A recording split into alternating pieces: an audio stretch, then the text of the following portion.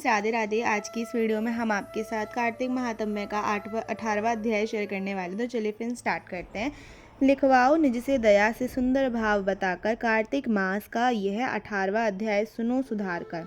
राजा पृथु ने कहा कि हे नारद जी, आपने तुलसी के इतिहास, व्रत, महात्म्य के बारे में कहा है।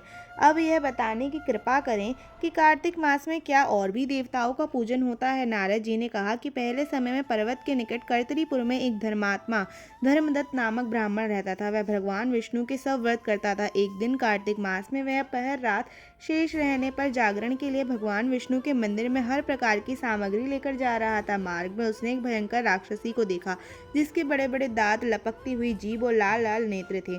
उसका शरीर मांस रहित था। उस भयंकर राक्षसी को देखकर धर्मदत्त बुरी तरह कांपने लगा। धन्य कोई उपाय न देखकर उसने पूजा वाली थाली और जल का लोटा उसके ऊपर फेंक दिया, क्योंकि उसने भगवत नाम का जप करते हुए उस वह सामग्री और लोटा का जल जिसमें तुलसी दल पड़ा था उसको मारा था, जिससे उसका जन्म जन्मांतर के पाप नष्ट हो गए और पूर्व जन्म याद आ गए। वह हाथ जोड़कर धर्मात्मा के चरणों में गिर पड़ी और बोली कि हे वृप, मैं पूर्व जन्म के कर्मों के फल से इस अवस्था को प्राप्त हुई हूँ। धर्मात्मा ने पूछा, तेरी यह अवस्था किस कर्म के फल से हुई है? तू पूर्व जन्म में कहाँ रहती थी और तेरा कैसा चरित्र था? यह सब कुछ मुझे बताओ।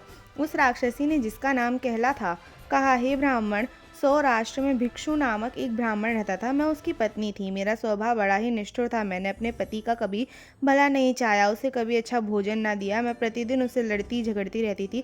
मुझे इस प्रकार के झगड़ालू देख तथा नित्य पति की कलह से तंग आकर मेरे पति ने दूसरा विवाह करने का निश्चय किया। यह सुनकर कि मेरा पति दूसरा विवाह कर रहा है, मैंने उसके विवाह से पहले ही विष खाकर आत्महत्या कर ली। मेरी मृत्यु के बाद यमदूत आए, मुझे गदा से मारते हुए यम के पास ले गए।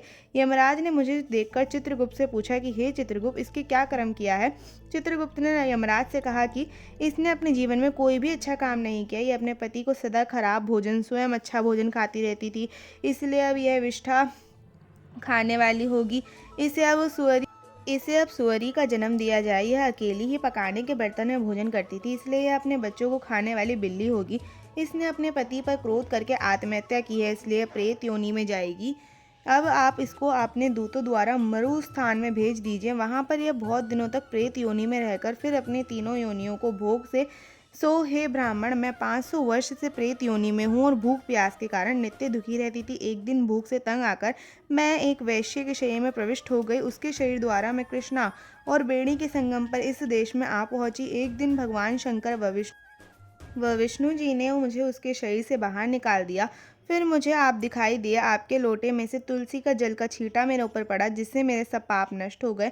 हे द्विजोत्तम, अब आप मुझे यह बताइए कि आगे होने वाली तीनों योनियों और इस प्रेत शरीर से किस तरह मेरी मुक्ति होगी। धर्मात्मा कलह की बात सुनकर उसके पिछले कर्मों और वर्तमान अवस्था को देखकर बड़ा दुखी हुआ।